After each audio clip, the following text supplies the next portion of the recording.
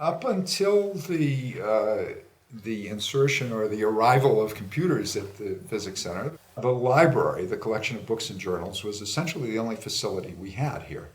Of course, there were the desks and so forth, but the things that physicists really needed to help them with their work were on paper.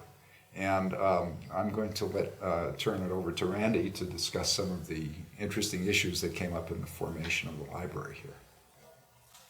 Well, we started out 1962. We had money from Sloan Foundation, which George had gotten, which was for the library. It was not a whole lot, but he started out selecting the books himself, and this actually set the mode of operation of the library from then on, that the books were selected by physicists to represent the subjects that they were interested in at the time. It was not a librarian selecting the books and cataloging them in some random way. These were books which were picked by physicists to use in their current research. And George made very good choices. I was very impressed when I got here, and I needed a book on singular integral equations. There was a classic book on the subject. It was here. Could use it right away, didn't have to rummage around, send elsewhere for information. Well, after the first couple of years, we didn't have any money to put into the library, so there was a period where it was sort of stagnant, but eventually Sloan decided they wouldn't give us any more on that. Eventually we got regular grants from the National Science Foundation and then started putting money regularly into the library again. And Bernice and I were working on that quite a bit. I'll let Bernice tell about what we did.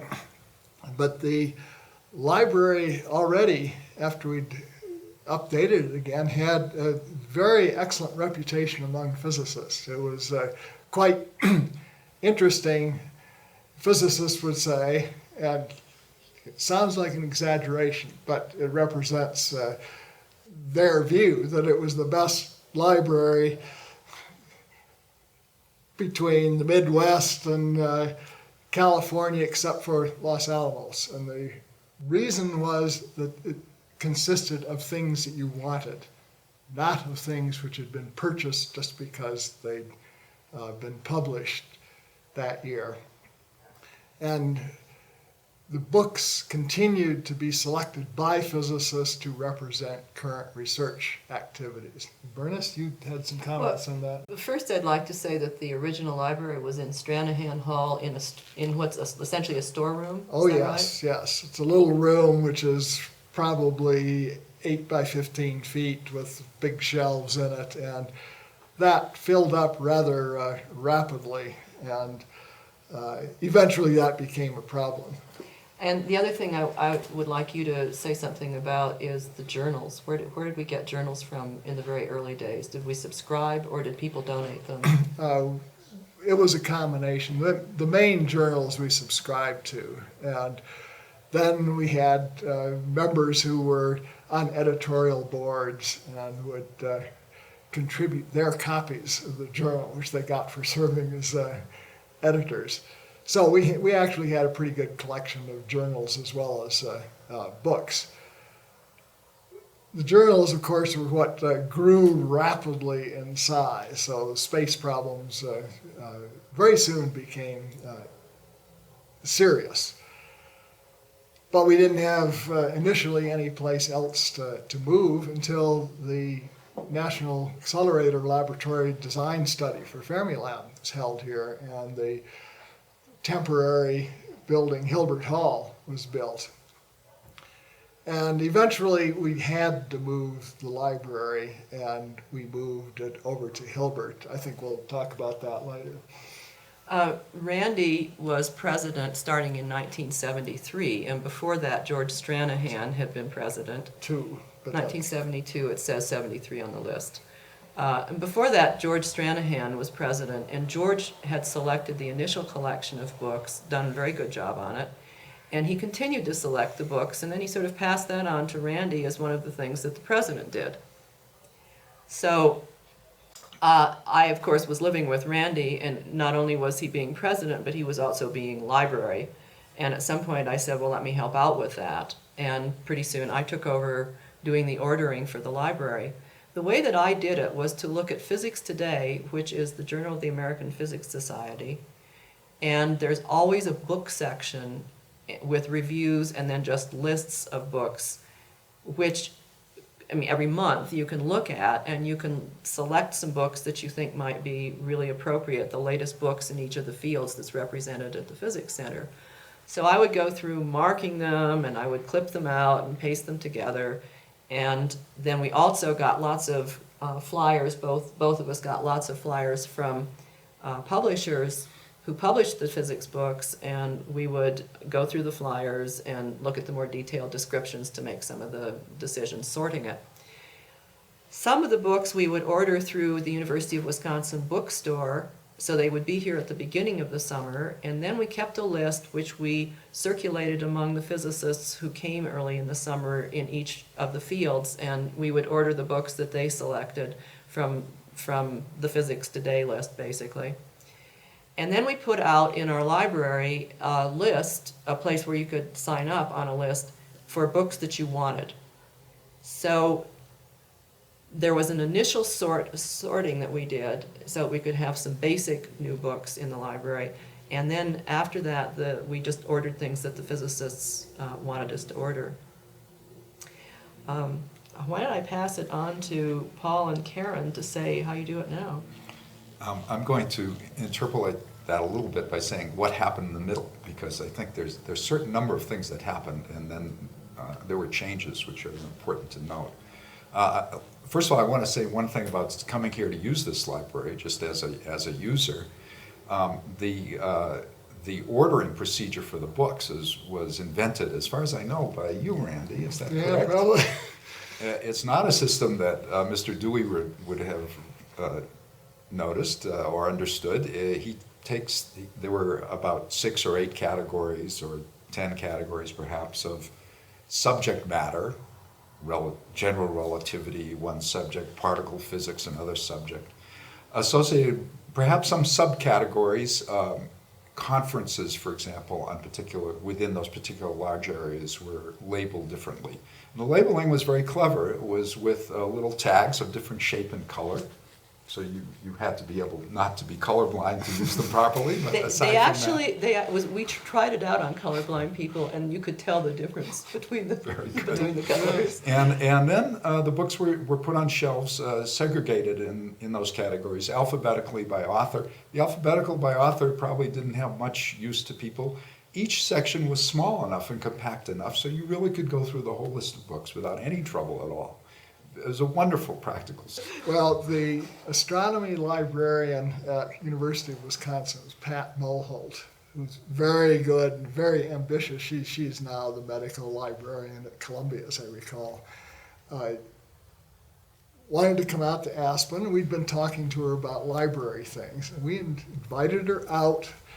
This was actually when we were first moving the library to Hilbert. So we invited Pat to come out and stay with us and go on some hikes and things and help us with the library. She was on her way, I think, to the West Coast at that point. And talked to us about our problems, how we were going to catalog things, how we could do ordering better, etc. So Pat came out and she looked, and there's a bunch of physicists. So I have a system for you, she said. This is a system used by kindergarten kids, so physicists will be able to handle it. So she said, get colored tags, separate things however you want to, but label them by color so that people know where they go and know where to look. Because a standard problem in physics or astronomy libraries is you go look for something, it's been cataloged by a professional librarian, a professional cataloger, who looks for a few key words and says, this book goes in that Library of Congress number. Well, a book very closely related may be in a different category, and you don't know where to find things. You have to rummage around, or now rummage around in the computer a whole lot, and then you'll eventually find things. But the idea was to simply have things grouped together the way you actually use them. So if you want books in quantum mechanics, you went to a particular section. If you want books in mathematics, you look for the round red circles. And it works beautifully. But we needn't be insulted, but kindergartners can also handle this. Well, all of the users here find this a very, very attractive system. That all stands to reason. There's another issue that came up as the library grew, associated with the question of journals through the 70s and 80s, really. And that was that the size of the journal, the shelf length devoted to journals grew very rapidly. That's a general phenomenon in physical sciences and science as a whole. I'm sure these journals grew very fast. And the other issue had to do with the cost of the journals versus the cost of books. Some journals are published by our professional organizations. Many of the best are published by our American professional organizations. The prices for those journals have remained relatively reasonable. Other journals are published by money-making publishers who shall remain nameless for fear of being sued. But they have caused many libraries, including ours, a lot of trouble because the price grew so rapidly that we began not to be able to afford them very well. The development of a useful overhead system from the National Science Foundation helped us to keep up. But eventually we began to make decisions about cutting journals. That was very painful and was done only with the consultation of the participants in great detail, the way we used to buy books by sitting around on the benches outside during lunch hour and insisting people give us their opinions. But eventually we made some hard choices for journals.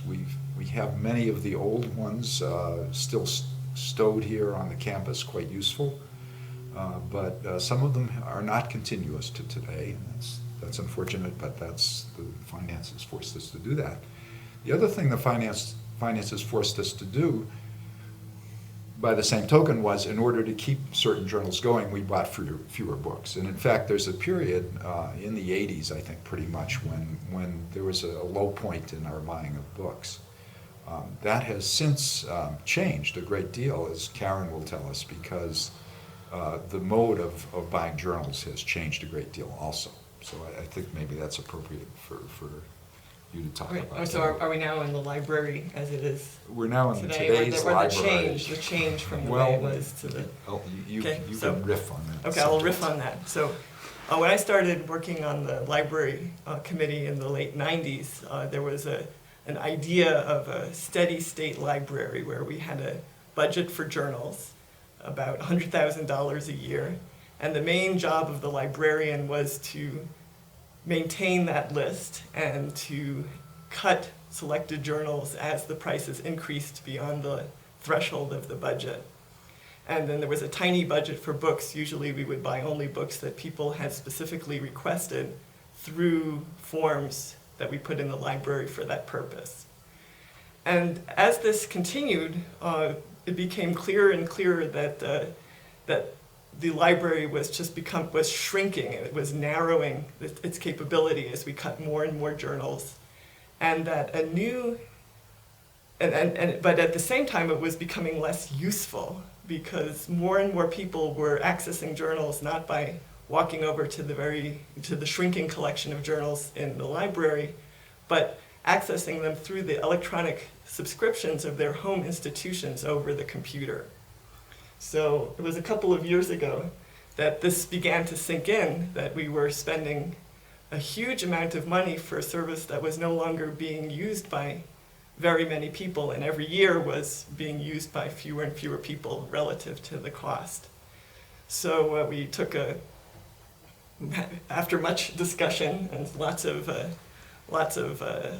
objections and questions from the membership and from the participants, we started a project which was, instead of just shaving down subscriptions, to cancel things in droves, to to cancel many subscriptions in each year until we got down to a core of subscriptions, like the society journals that Paul mentioned, and magazines that people like to use to sit in the library and page through, sitting in an armchair to catch up with the latest science while taking a break. And to shift the emphasis then to educating people how to use their electronic subscriptions, improving the computer network so they could rely on those subscriptions, print out articles, and to buy many, many more books, because the one journal might cost $10,000 a year, but for $10,000 a year we can buy almost every new book that could possibly be of interest to the various fields of interest of participants at the Aspen Center for Physics.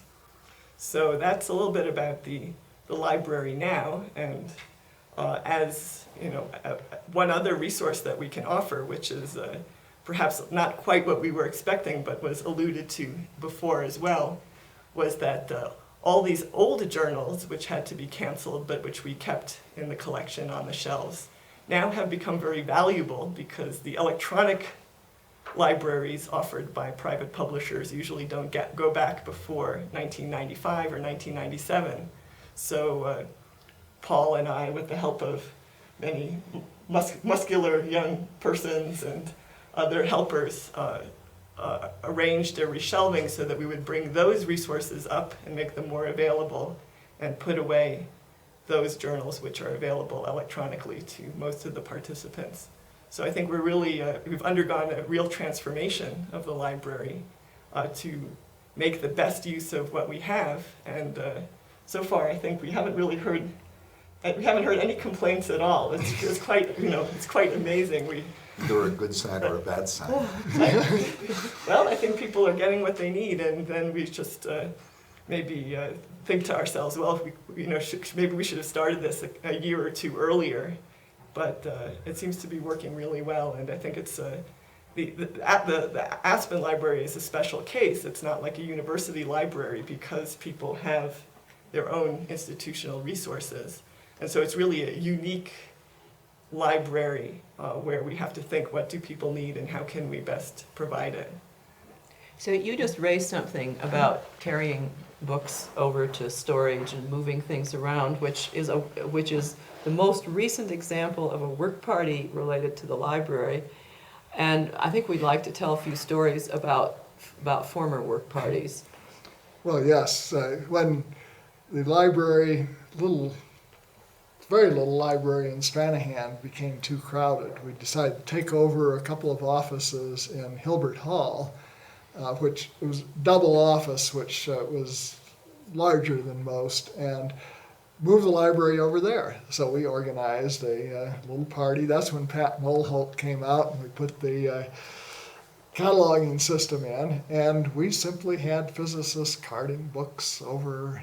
And journals. And everything. And we filled up a room about the size, maybe it was smaller than this seminar room. It was half the size of this room. So about half the size of this room, we filled it up with books and journals, and we enlisted everyone we could find at the Physics Center to carry books. Were you here then, Paul? Yes, You yes, carried. indeed. We all carried books and journals.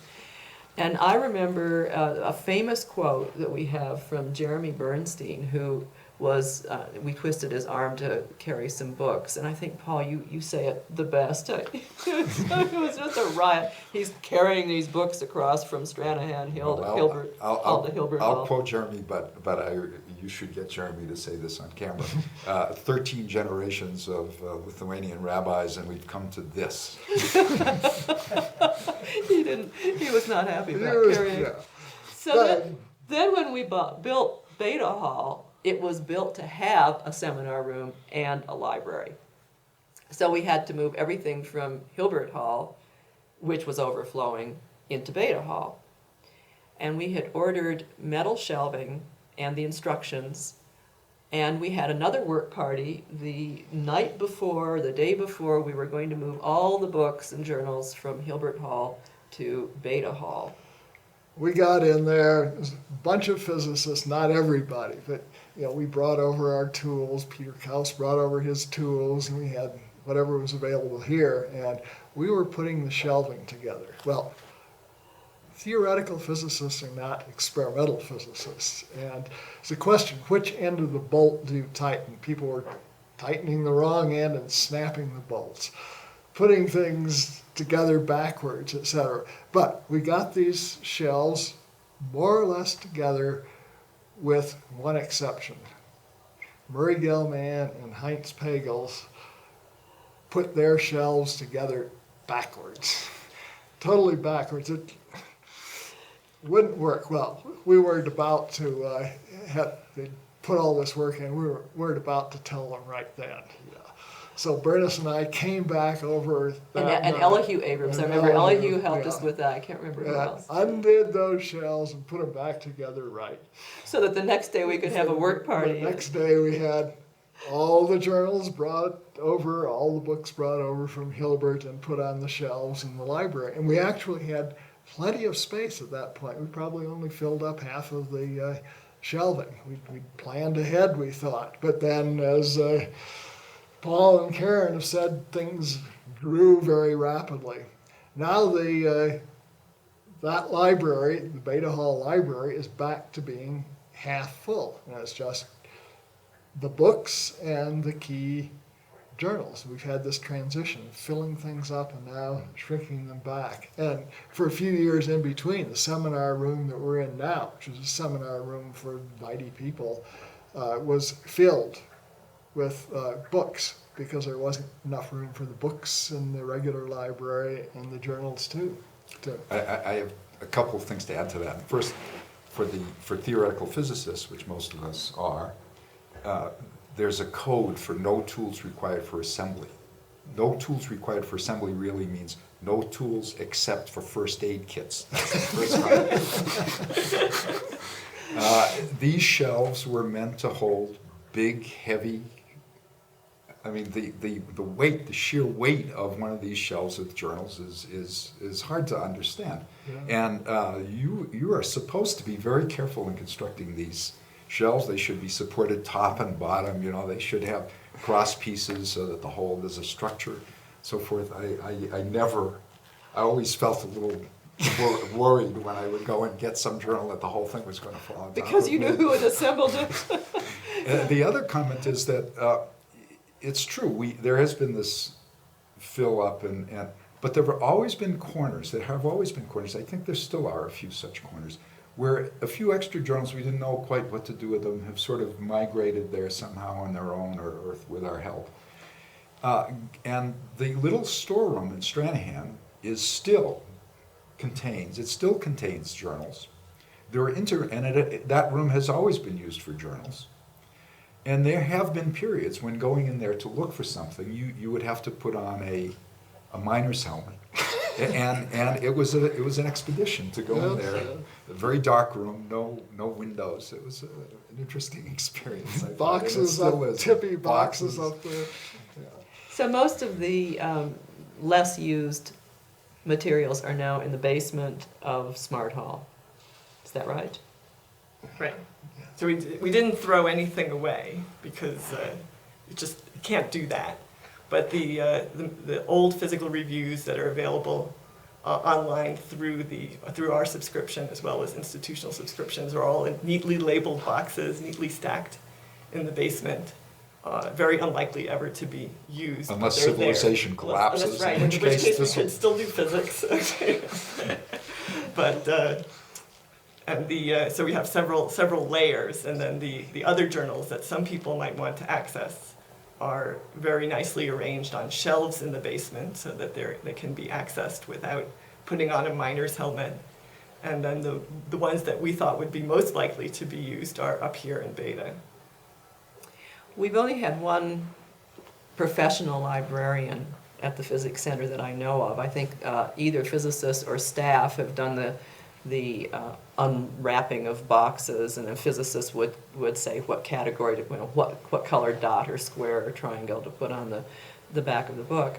And the one librarian was Mimi Langenkamp, who was hired when we moved into Beta Hall, which had the room really designed to be a library. Mimi was retired. She lived about a block away from the Physics Center, and she had married into a family, the Langenkamps, who were an old Aspen family. Her brother-in-law, Arthur, had a restaurant, and her husband was just a fixture in town until very recently. He died. And Mimi would come over a few hours a week, and she would unpack the books and journals and get them up on the shelf, and she'd check with the physicist to be sure that she had the dots right, and she would take care of the catalog. This was back when we still had a card catalog. And she was quite beloved, a quite beloved fixture of the Physics Center for a while. We now have a little memorial bench dedicated to her outside because and her husband used to come over and just sit on it.